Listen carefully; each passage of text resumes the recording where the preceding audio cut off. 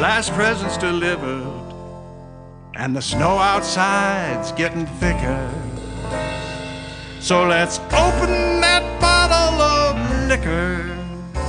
Hey, bourbon, take me home. On bourbon, on vodka, on scotch, and on gin. Take me back, let the North Pole dancing begin. It's my party, I'll be naughty, get more lit than a tree. Put that elf on a shelf and Merry Christmas to me. You want to hear some music? You'd like that, wouldn't you? Well, today you're going to get all the music you want. The request lines are now open. KGFJ Soul Radio. Do it now, man. Request lines are up. It's open, man. Got any Blue Oyster Cult? No, I don't have any Blue Oyster Cult. I ate 34 pairs last time around. Where were you? I was that close to working at 7-Eleven, you know. Pass the word along. Tell the men it's time to shoot the moon. Shoot the moon! Out there on the microphone. On the microphone. Shoot the moon. Shoot the moon. The attitude dictates that you don't care whether she comes, stays, lays, or prays. I mean, whatever happens, your toes are still tapping. Hey, Strawberry! Oh, Strawberry. Hey, what's happening, man? How you doing? This is my friend. Hey, how you doing, man? What you looking at, man? Oh, nothing. I wasn't looking. I wasn't looking at his neck, man. Can you honestly tell me that you forgot the magnetism of Robin Zander or the charisma of Rick Nielsen? That's kid stuff. Kid stuff. Well, how about the tunes? I want you to want me. The Dream Police. Da-da-da-da-da-da-da. Build your muscles picking strawberries. You know, bend and stoop. Maybe I could get you a job with United Fruit. I got a buddy with United Fruit. Start with strawberries, you might work your way up to these goddamn bananas. When, boy, are you gonna get your act together? We're creating a society of cell phone crazed, marijuana smoking zombies.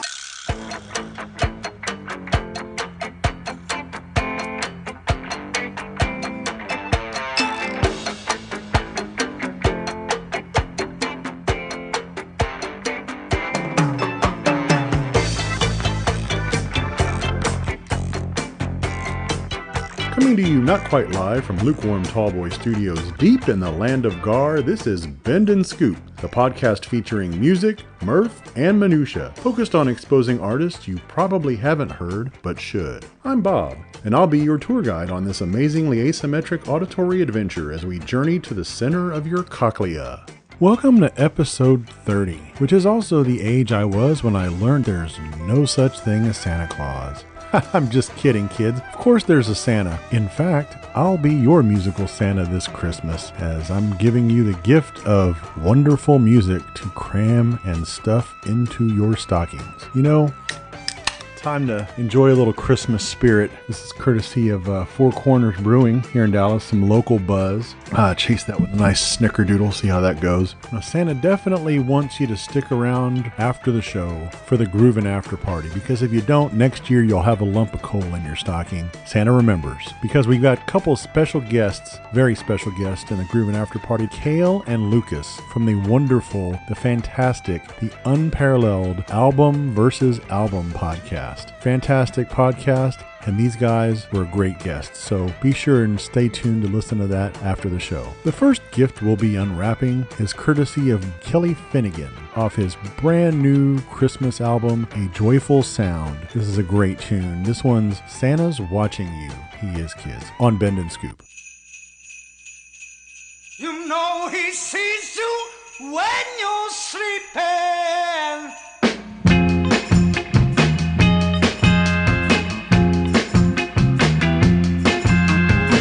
Better watch out. Oh, you better not cry. No, no. I'm here to tell you now. Be careful how you treat the ones you love. Oh, you got to watch out how you act out in the world. Oh, kids, children.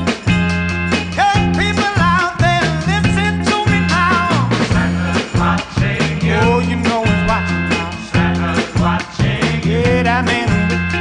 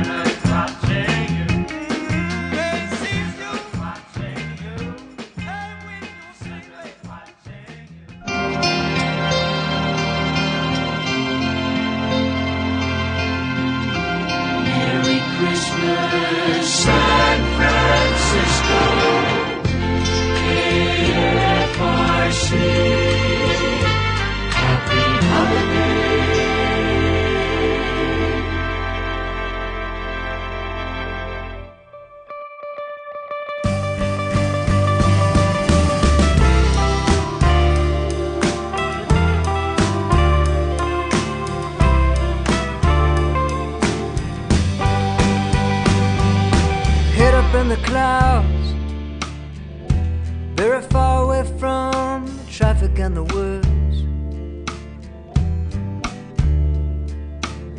Santa's getting ready, Ray-Bans on, combs his silver curls, puts his red suit on.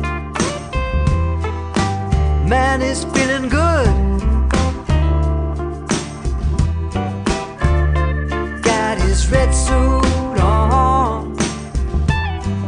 He's cheering up the neighborhoods.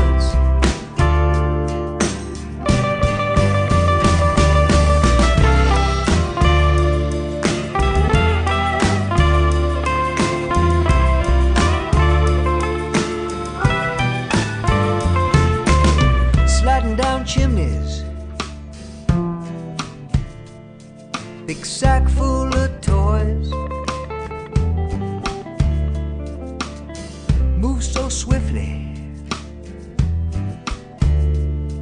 that he makes no noise. Got his red suit on, big black shiny boots,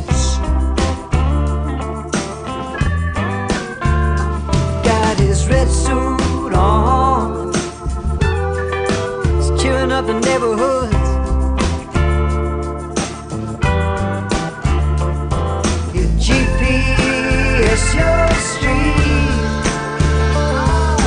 you'll be fast asleep.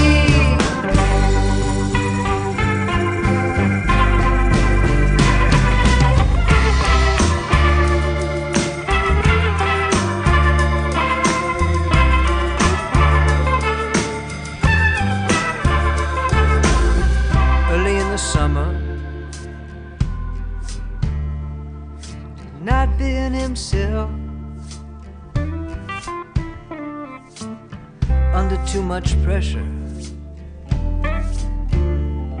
He was screaming at the elves, put his red suit on, quickly changed his mood.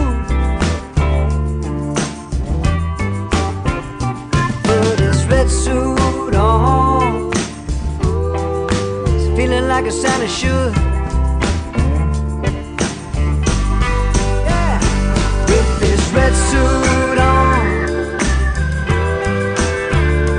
with his red suit on,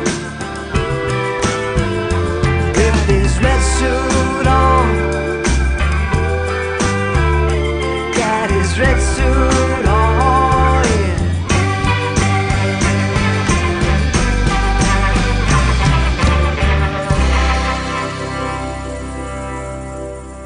That was Josh Rouse from last year's Christmas album, The Holiday Sounds of Josh Rouse, one called Red Suit. Wonder who that could possibly be about. Anyway, I'm going to give you an extra gift for Christmas this year. The gift of not getting beaten over the head with promos for all of my other failed podcasts. This episode's going to focus just on music. So let's keep it rolling with one of my favorite bands, Real Estate. This one's not off a Christmas album. It's actually off their self-titled debut back in 2009, but it's a very appropriate song titled Snow Days on Bend and Scoop.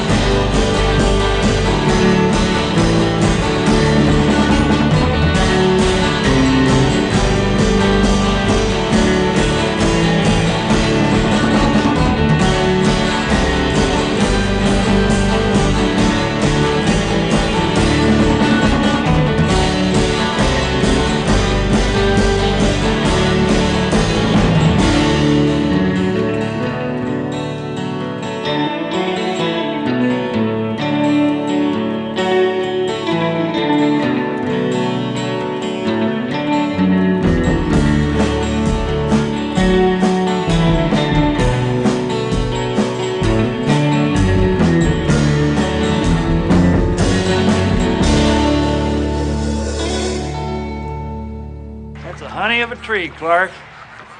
The real? Yeah, I dug it out of the ground myself. That a fact. Hey, get out of there. Stop. No.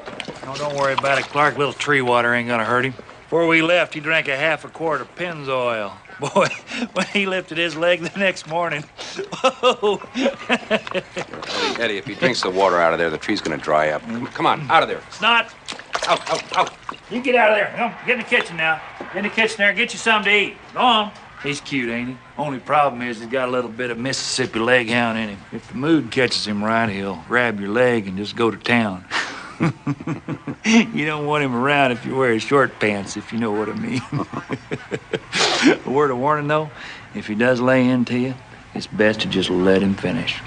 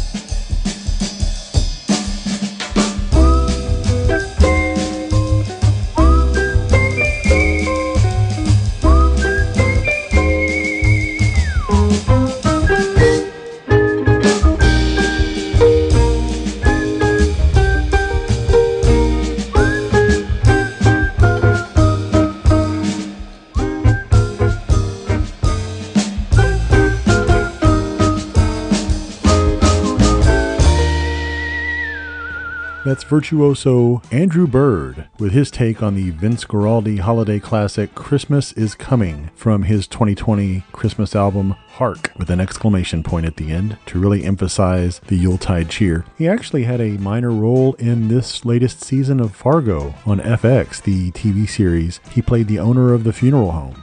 Smutney, I believe was the last name. Great names on that show. Keep it rolling here with something off of the -5's 2017 Christmas album, Dear December. This one's called Your Christmas Whiskey. No doubt you probably have already cracked it open by now on Bend and Scoop. Christmas is the warmest time of year. Christmas is the warmest time of year. It's the warmest time of year. Your Christmas whiskey means good cheer.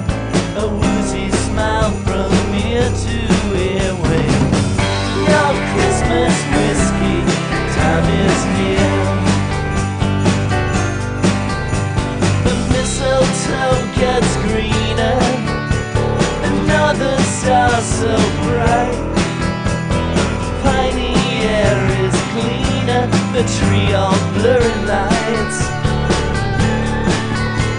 The kids don't seem so greedy. The presents not all crap. The food is ready sooner, and then I take a nap. 'Cause it's the warmest time of year. Your Christmas whiskey means good cheer. A woozy smile from ear to ear with your Christmas whiskies. Your Christmas whiskies. Your Christmas whiskey. Time is here. I don't mind the family. I don't mind the Vienna Boys Choir. I can soothe some tired crying, melt into the fire. So thanks for thinking of me. Each year it seems you do. The gift of Christmas whiskey always pulls me through. It's the warmest time of year. Your Christmas whiskey brings good cheer. A woozy smile from ear to ear with your Christmas whiskies. Your Christmas whiskies. Your Christmas whiskey. Time is here. 'Cause Christmas is the warmest time of year. Christmas is the warmest time of year. Christmas is the warmest time of year. Christmas is the warmest time of year. Christmas is the warmest time of year. Christmas is the warmest time of year. This time is the warmest time of year. The golden bells will soon be ringing on 1260 KYA.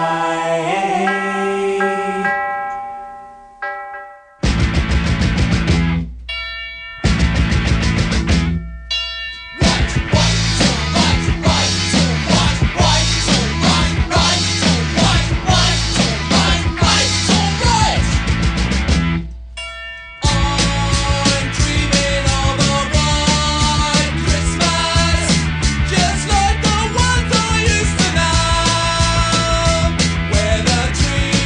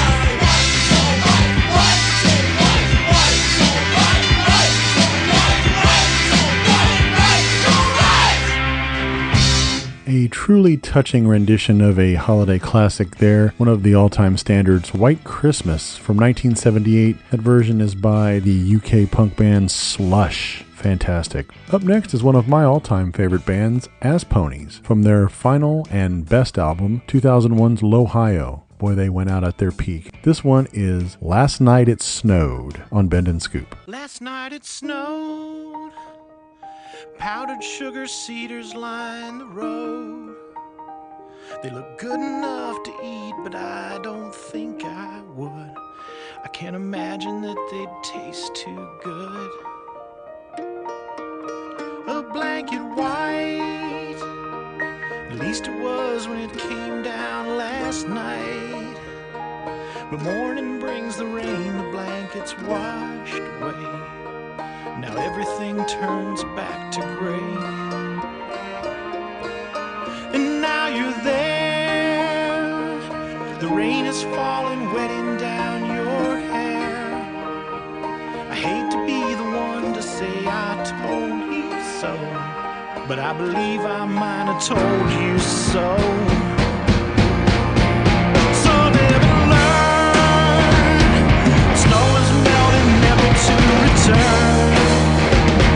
Cross your T's and dot your I's and write the end. Maybe someday it'll snow again.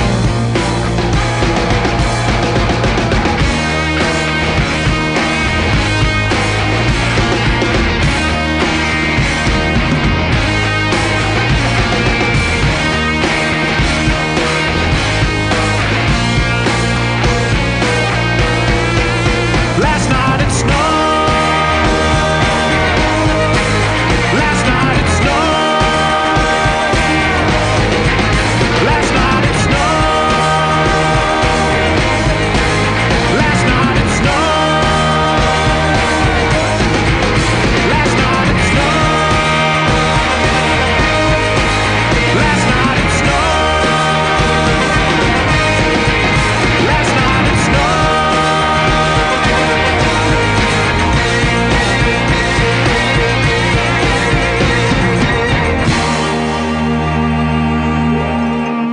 Can I show you something? I was just smiling. I was just browsing. For your wife or your girlfriend? What? What happened? Woof. I guess it wouldn't be the Christmas shopping season if the stores were any less hotter than they are. Whew, it is warm in here. Well, you have your coat on. Yes. Oh, do I? How did that happen? Because it's cold out? Yes. It is. It's a bit nipply out. I mean nippy out. What did I say? Nipple?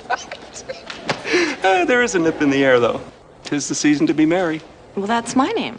Oh, shit. So this is Christmas. What have you done? Another year over. New one begun. So this is Christmas. I hope you have fun.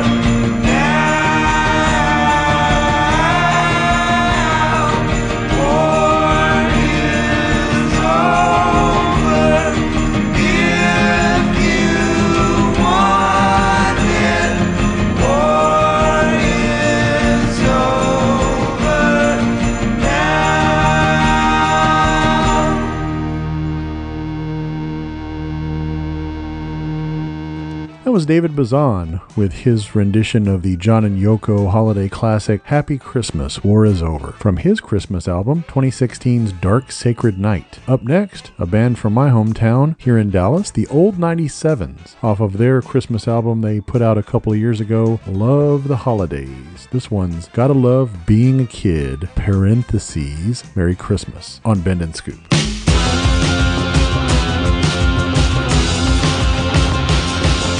I'm so happy I can see all the presents by the tree. You can ask my family, I know that they all agree. Wrapping paper, big old bows, I hope I don't get no clothes. I'll wake up at 6 a.m. just so I can open them. Merry Christmas, you gotta love being a kid. Merry Christmas, you gotta love being a kid. Parents hid them, but I spied. Found the boxes, looked inside. Dad put on a Santa hat. I am way too old for that. Merry Christmas, you gotta love being a kid. Merry Christmas, you gotta love being a kid. Oh yeah.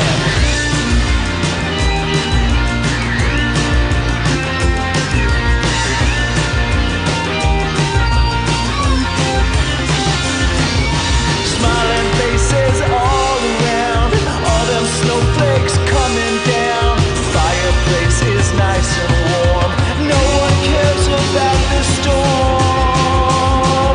I'm so happy I can be here with my whole family.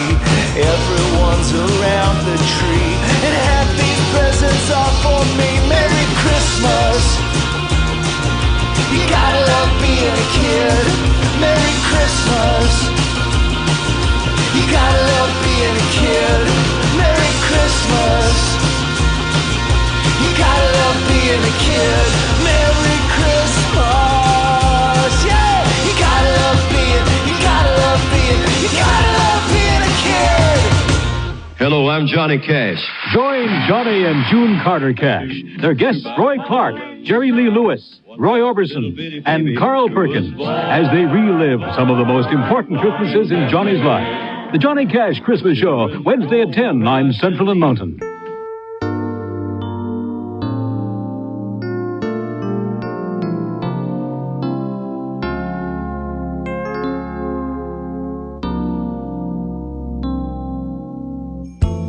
Have yourself a merry little Christmas. Let your heart be light. From now on, our troubles will be out of sight.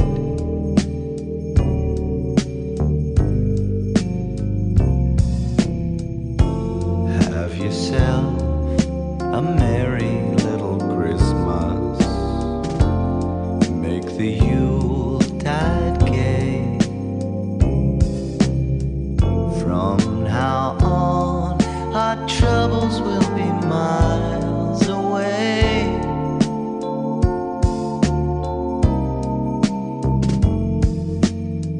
Here we are, as in olden days, happy golden days of yore. Faithful friends who are dear to us, gather near to us once more. Through the years, we all will be together, if the fates allow. Hang a shining star upon the highest bough,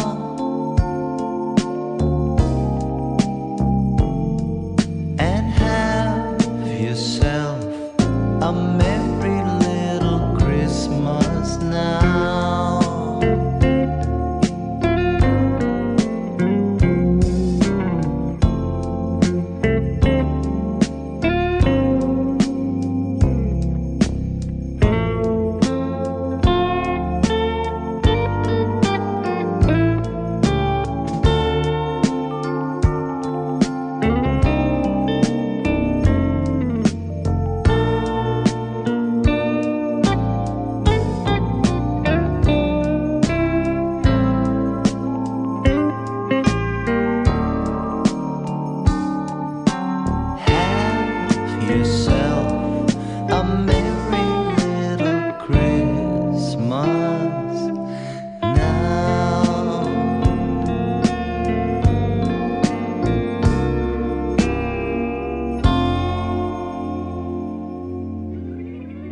That one's brand new. I mean, just came out a couple of days ago from the Jizz Jazzer himself, Mac DeMarco. His rendition of the holiday classic, Have Yourself a Merry Little Christmas, was a lovely, lovely tune. Speaking of lovely, I hope everyone is enjoying their relaxing time off during this Christmas vacation. After vacationing across America and throughout Europe, Take it, Russ.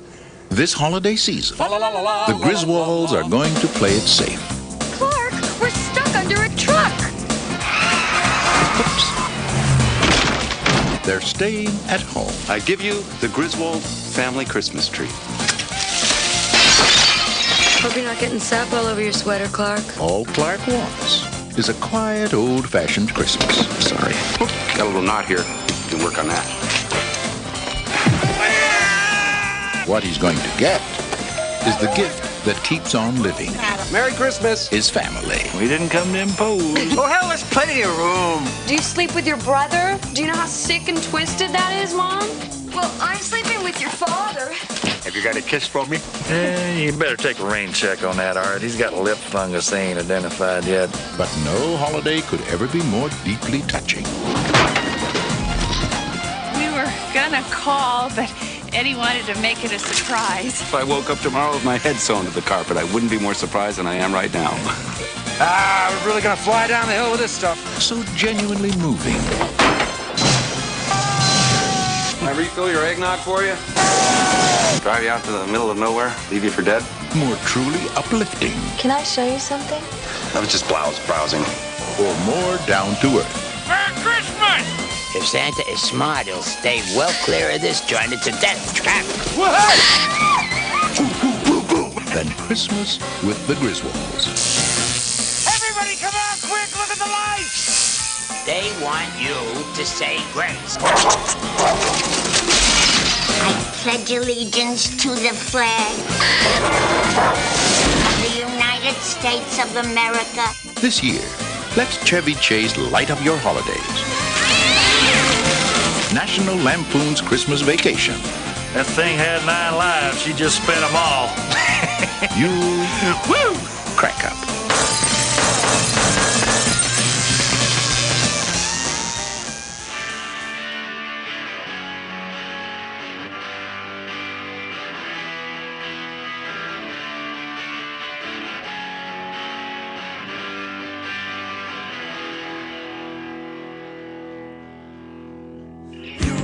You were really messed up.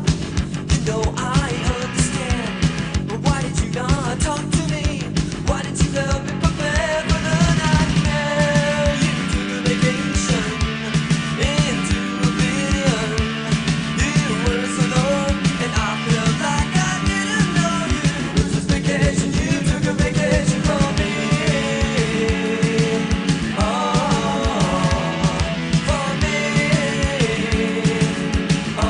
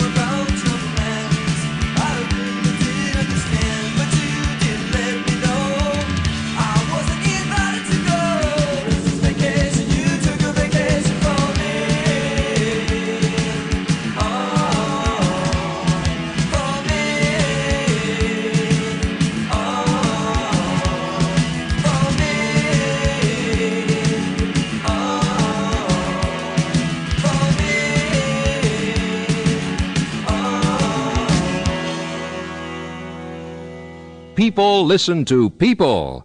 So listen, people.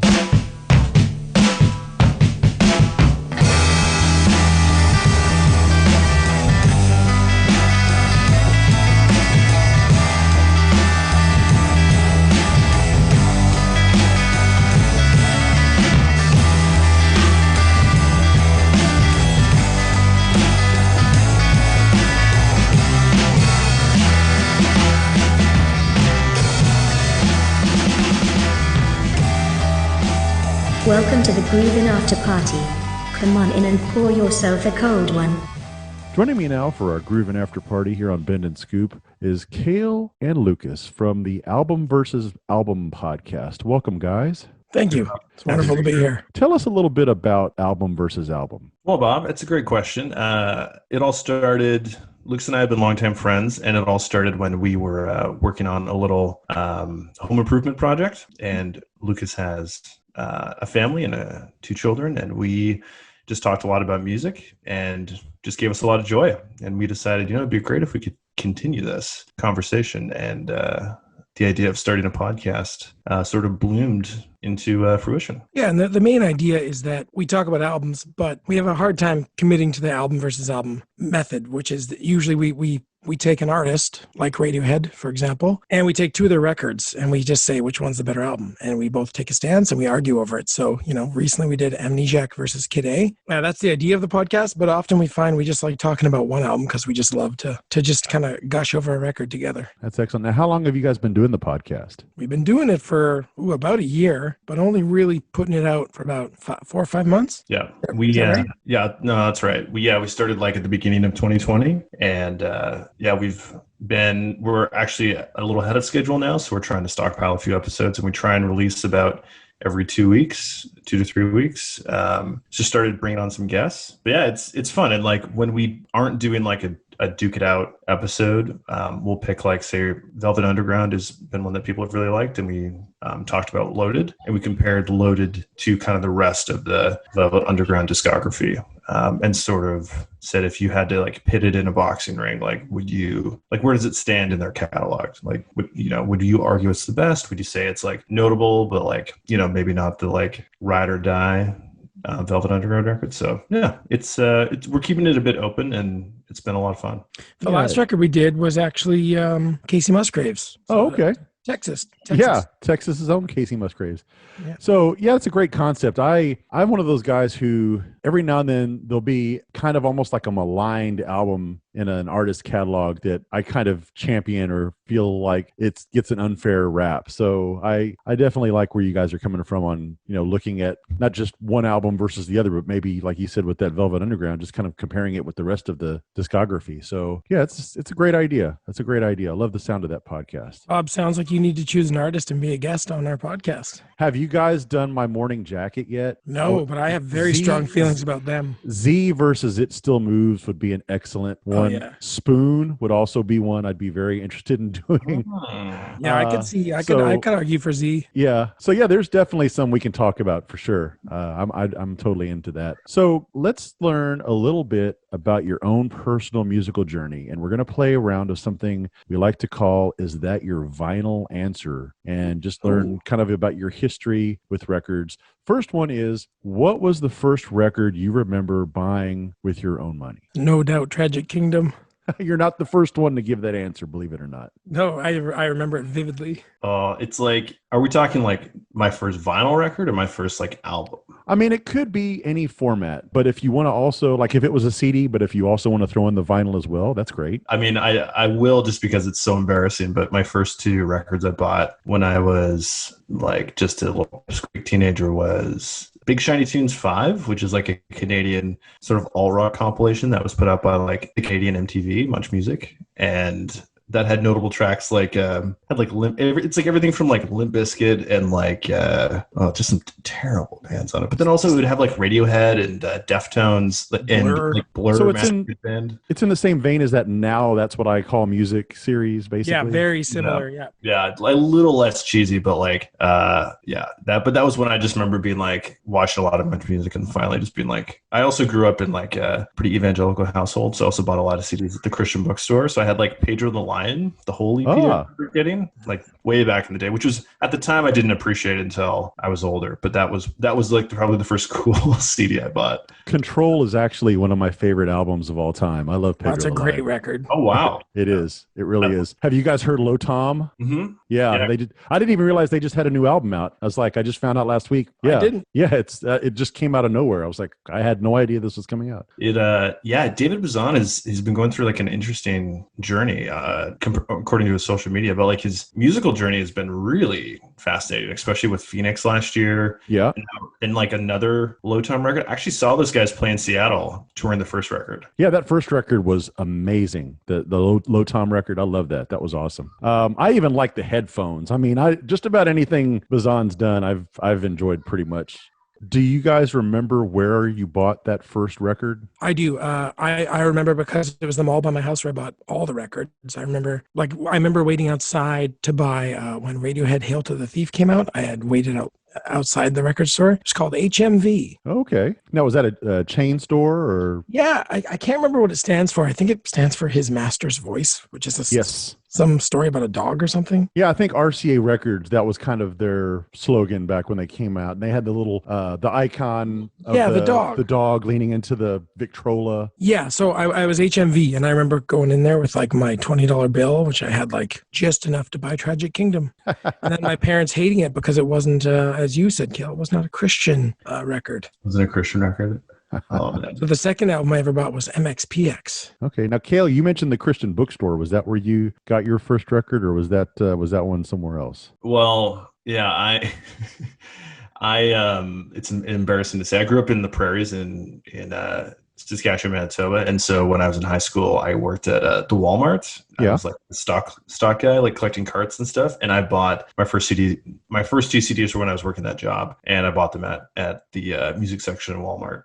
Did you get a discount? Yeah, I got a nice. discount. I mean, given where you were, you probably didn't have many other options. No, there was a Christian bookstore and also an HMV.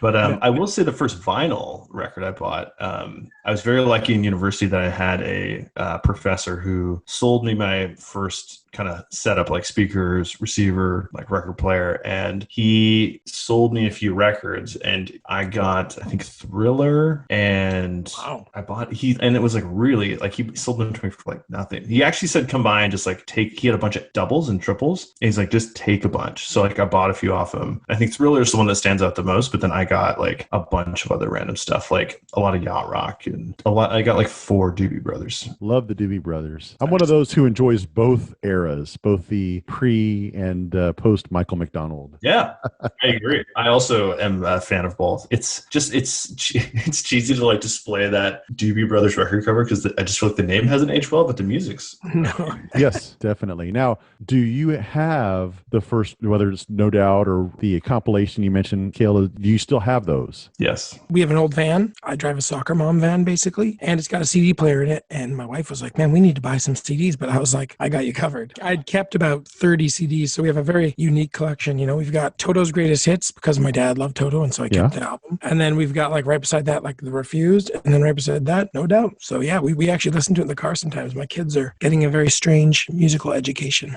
Well, that's awesome. That's really how my love of music was formed, was listening, and this is going to show my age, but listening to my dad's 8-tracks in the car when he was driving on road trips and hearing things like the Rolling Stones and Elton John and Willie Nelson that he was listening to. So the kids hearing that stuff when they're that age, that's really key. Oh, honestly, I mean, your story's so similar to mine. Like my dad would play like, Bob Dylan, Tom Petty, the Eagles. That was all my first stuff too. Similar in both, like having, if you continue to have a car that has a CD player, then like I feel like it gives you great justification to hang on to a good chunk of CDs. Music in the car is such an important thing because you just like reminded me of like my dad playing like music driving through the prairies, and you just like, he had tapes. I just remember that, like the tape, you know, the sort of the zipper tape thing that would just sit between the two front seats. That's what I have. No jewel cases anymore. It's all like a big zipper thing with all the CDs just crammed in there. Just page after page. Mm-hmm. Which band or artist albums do you own the most? Hard copies do I still have? Yeah, it could be hard copies or digitally if you've been downloading from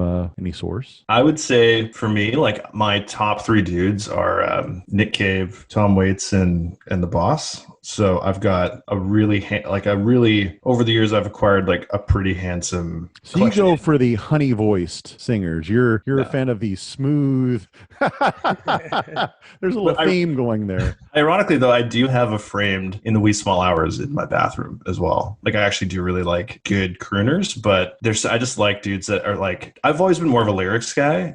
One of our like really good buddies is like who's on our last episode, Casey Musgraves. He's like we've talked about this for years, but he's like a melody guy. Like he likes lyrics, but he will take a strong melody over a well written song. Gotta have a hook any day. Yeah, for sure. And I like both. Like I like to have a hook and good lyrics, but like I will definitely I think like a guy like Nick Cave though maybe took, say, Murder Ballads is even one for me where I'm like, it's maybe too far. I would say for those guys, like I think if I had to say, I have probably the most Bruce out of all those guys. But yeah, if you had asked me Cail's answer, I probably could have got that right as well. I think for me, probably when before streaming really got big and while everyone was still buying albums on Apple Music, like the iTunes store, sorry, not Apple Music. I think I bought probably the most amount of music in my life was about at that times. And so at that time in my life, I think I purchased I had definitely every single Radiohead record. I definitely have every Tom Petty record. That's a nostalgic like father son one for me. And then probably, I mean, I'm not sure if I bought it all, but I know I have like a stupid amount of Beatles albums. Just like, like if you go to it and you search a song, I've got like 8 versions of the same song, being the same one on different, collections and records. So probably Beatles is my number one. Okay. We're doing it in groups of 3 for some reason, Cail. It's how I like to think of it. I just like can't quite just settle on one. Now, which of theirs is your favorite? And Cail, you can give your favorite for all of them if you want. Oh, wow. Okay. If I'm going off the top of my head, I would say for Nick Cave, honestly, it's probably Push the Sky Away. It's the one I listen to the most. Wow. Yeah. It's like, I would say it's like not his most iconic, but it's the one I've listened to the most. I saw him live in Vancouver. It was his first time playing live in Vancouver in like almost 20 years. Oh yeah, I was at that show too. And me and my brother went, and it was it's like a long story, I won't get into it, but we were front and center, and Nick Cave basically I want to say molested my brother, but basically he made us like the 2 guys he leaned into in the crowd. And then when he did Stagger Lee, he was like looking right at my brother's eyes. I'll never forget it. It was amazing. I would say, Push the Sky Away. I'd say for Bruce, probably Nebraska. It's just the one I just love that record so much. I love the other stuff. Like even The River is the one I've actually gotten the most appreciation for in the last while. Like I've been spending a lot of time with that one, but yeah, I'd say like just nostalgic and most listens to Nebraska. And then you take some flack when you're like a big Bruce head, but I think part of it is that he's a stand-in some ways, not a stand-in, but he's like a second dad for a lot of people. And I think there's an element of like that father-son connection you have with Bruce sometimes, or maybe not if he was maybe a peer, but I don't know. I think he's a special dude. But Tom Waits, probably Rain Dogs. Lucas, what about you? What was your favorite record? I'd say with the Beatles, no matter what you say, it's always cliche, but my coming of age album with the Beatles was the White Album. It's disjointed and kind of feels like a mixtape, but I love that record. As far as Tom Petty goes, probably Damn the Torpedoes. Yeah, Damn the Torpedoes is really hard to top. It's before he got soft. The soft part is awesome. His soft career is great, and I love it, and all that Wilbury stuff. But like that, it was Damn the Torpedoes is the one I probably can listen to the most. Yeah, Tom Petty's probably my Springsteen. I mean, as much as that's kind of been our thing. Yeah, he's just awesome. Oh, and Radiohead, I just want to throw it in there because we argued about this just a few nights ago, and I got some flack. But In Rainbows is still my favorite Radiohead record. Okay, In Rainbows. Don't care what you say, Cail. Now, do you know anybody who is like a King of Limbs stan? No, never. Never. No. Isn't that weird? Yeah. What album have you had to replace the most over the years? I think I bought Ryan Adams' Heartbreaker like 4 times because I lent it out once and it never came back. And then I think I burned it off something, and then that version broke, and then I bought it at another store in a different province, and then I think I ended up buying it like a 4th time when I lived in Toronto. So I think I bought Ryan Adams' Heartbreaker 4 or 5 times. So you're welcome, Ryan Adams, for all my money. Great album, definitely. Now, who among your friends and family, and you can include yourself in this, has the largest collection of vinyl? That's a good question. My dad has a room dedicated to his vinyl collection and a record player. What would you ballpark his count at? It's not that much. It's probably around 200, but he also started as a teenager, so he had a head start on most of us. I would say for probably my buddy Johnny Grayson, who was like a really legendary Vancouver soul and reggae DJ. He had 2 nights he used to do here in Vancouver. One was called East Van Soul Club, where he would just do like got a lot of northern soul and like a lot of more like kind of B-side like hits, so not really like much Motown, like stuff that like he'd do like Jared Walker and like Shotgun, like stuff like that, like stuff you'd still recognize, but like songs that he made almost like they turned like these sort of like lesser known soul songs into like local hits. And then he would also do like a boss reggae night with another DJ named Corey, who is here as well. But I remember he's a buddy as well, and I would go over to his house, and he had at one point like probably like over like a few thousand records. And I think he's died since, but his whole wall in his apartment. But he would be the guy that would be like, he'd be on eBay, like look, and he'd have a YouTube clip. He's like, I just bought this 45, and he was all about the 45s because that's what he would DJ with all the time. And he would just be like, oh, I found this crazy like Jamaican pressing, or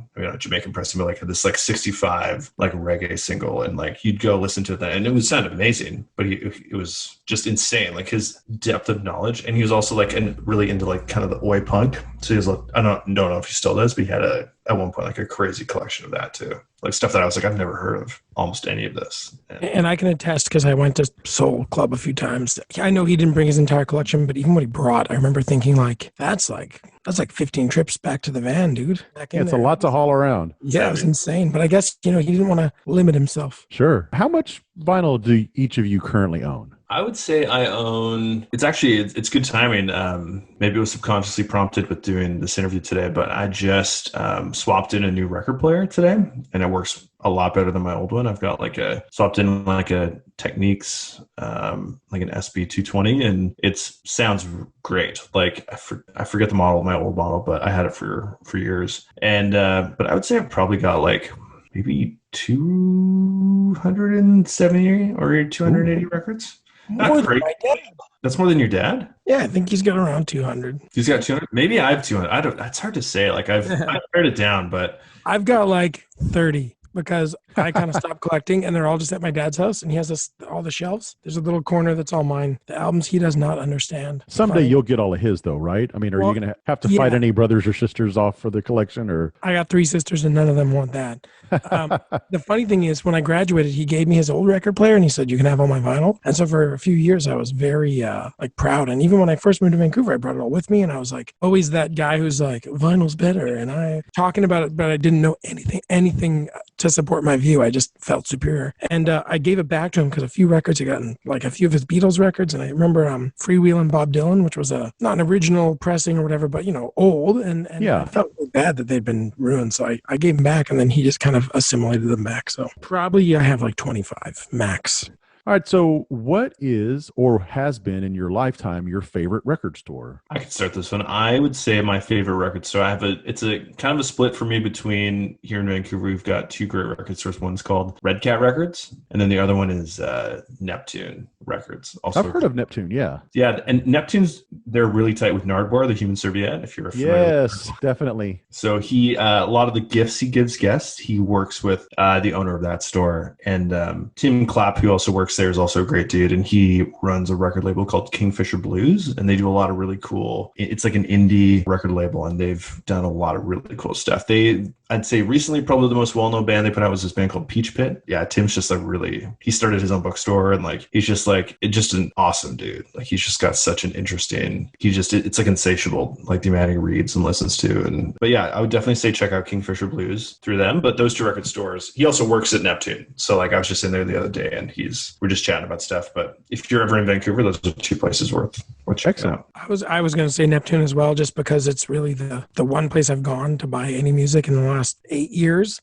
But historically there was a record store that meant a lot to me in Vancouver was called Zulu Records. Yeah. And what was so special about Zulu was they had this UCD place. And being poor in my 20s, I would always go there, and that's where I discovered a lot of cool bands. That's where I picked up my first copy of Sea Change. That's where I picked up my first copy of anything by Wilco. I think Annie DeFranco I got there. It's just, you just look through the UCDs, and every day they were getting more, and every day they were selling off a bunch. But I went there one time with about 60 CDs, and I think I got $40 for it. Maybe not even that much. But yeah, but I think overall, like, one of my favorite places that has, like, I've been to a record store day where there's like cool punk bands playing, and just every time I go there, it's kind of like reminds me of that old feeling of going to record stores and loving it, is Neptune for sure. Neptune is very special to my heart. I hate CDs. They get scratched so easily. The one thing I would say though is I have a few CDs. Like I have a CD version of Orphans from Tom Waits, and it's actually quite like, it's like a picture book. And so like when there's a little production value in there, I think it's quite nice. But similar to Lucas too, like Zulu, I totally forgot about Zulu, but that CD section was amazing because you could go in and for like, you'd get $4 or $5 and you would get, even now actually, even going into Neptune, they still have quite a robust CD section. It is a great way to go in and experience a record and still like hear the music and kind of like own it. Like if you do want the physical,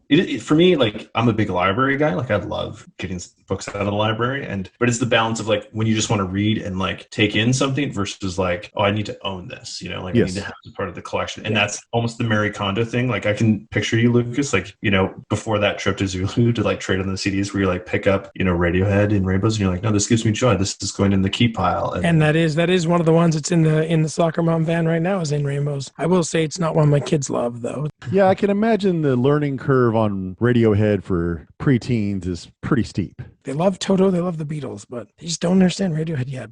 Okay, I got a question for you, Bob. Out of your records, what would you say is the record you own that is like the most underrated record you have, where you're like, more people should hear this, but they don't know? I have always been a big fan of what's kind of widely considered Alice Cooper's worst album, or one of his worst albums. It's an album called Flush the Fashion that he did in 1980 that was his attempt at kind of a new wave punk thing that spectacularly backfired.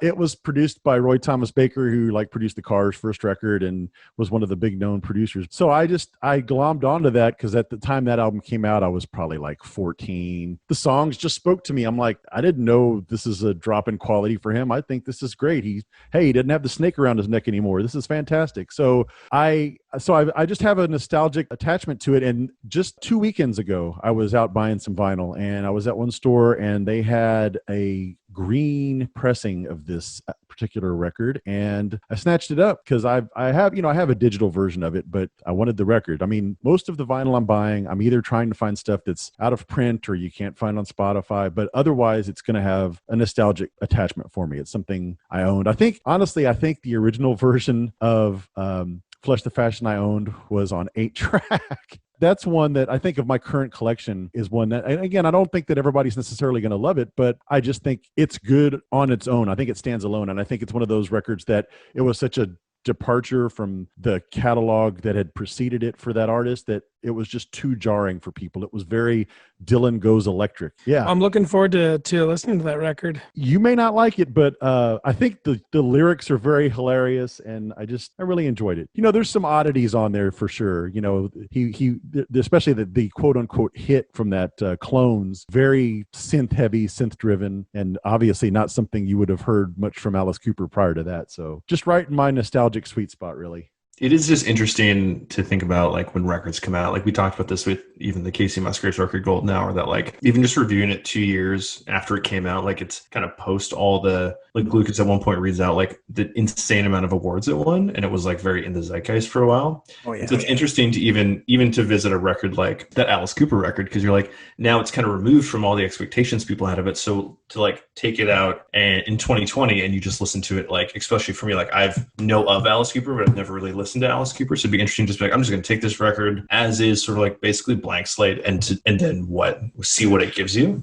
Yeah, it's almost like, I don't know why I never thought of this description before, but it's almost like Alice Cooper cosplaying Gary Newman is basically what this album is. So at least that song, at least Clones. I mean, there's definitely some guitar on there, but I think it was just somebody who was starting to lose relevance and thinking, whether it was his idea or the record label or whoever, like, hey, music is trending this way, why don't you try this, and it just hit me in the right way. It's probably going to sound pretty dated for somebody who's diving into it for the first time, but I'll ride or die with that one. That's cool. That's a good question, Cail. I think we should ask that question more often. Excellent question. And very rarely that I get asked the question, so I enjoyed answering one. No, this is fun. It is fun getting, even for me and Lucas, this is our first interview post starting the podcast, so it's fun to like not even just moderating, because like even now we've had a couple guests on, like our Radiohead episode, we had our buddy Jordan Clausen on. He's a very talented musician as well. He's got some really cool records, and he actually talked about that specific thing you mentioned earlier. Do you remember this, Lucas? Like when he talked about how it's like from 18 to 24 apparently is when your brain, I forget the exact term, but it's like there's a thing where like it's when your brain is the most malleable to like taking in different types of different inputs, but especially with, for some reason with music, it's like shown like basically from 18 to 24, it's when you're the most receptive to new music, and it's like it imprints on you in this like crazy way, and which also is interesting. So for me, that's when I got into Bruce and Tom Waits, and then sort of after that, that's where a lot of people kind of get stuck in that cycle of like not really pursuing new music after. Yeah, when that's why everyone who's older says things like, "Oh, the kids' music is so bad now." Yeah, but if you're in England, this was an interesting phenomenon. I spent a little time over there, and it's smaller, but there's a very like you'll see people who are like quite a bit not who you'd expect to see it, maybe more of a punk style show in say South London, who are like maybe in like their 50s or 60s, but they're like, yeah, like I just read about these guys in NME and they sound cool, so like I want to come check them out, and it's kind of makes sense because you're like they're both probably listening to similar bands. Like, you know what I mean? Like, but there shouldn't be an age thing where it's like anyone, and I think part of it's NME, and maybe that's changed a bit. Like, I haven't lived in England for a long time, but the fact that there is a healthier, consistent, like engagement with new music, I feel like a more broader spectrum of people seem to be open to engaging in new tunes. Guys, this has been great. Before we go, let everybody know how they can follow you guys and or Album versus Album on social media. Check us out, Album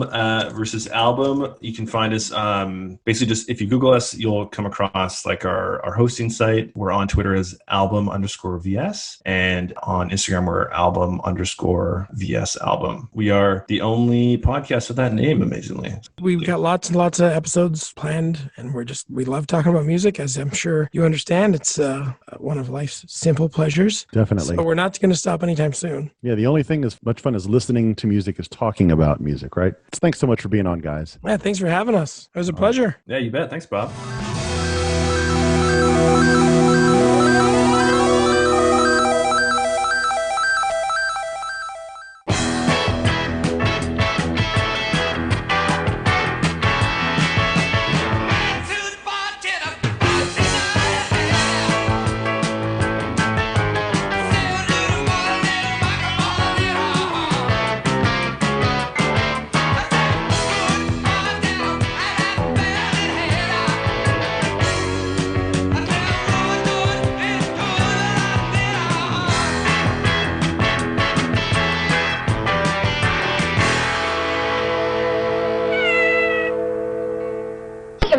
Bye-bye, lard ass. Bend and Scoop is a production of Lukewarm Tallboy Studios.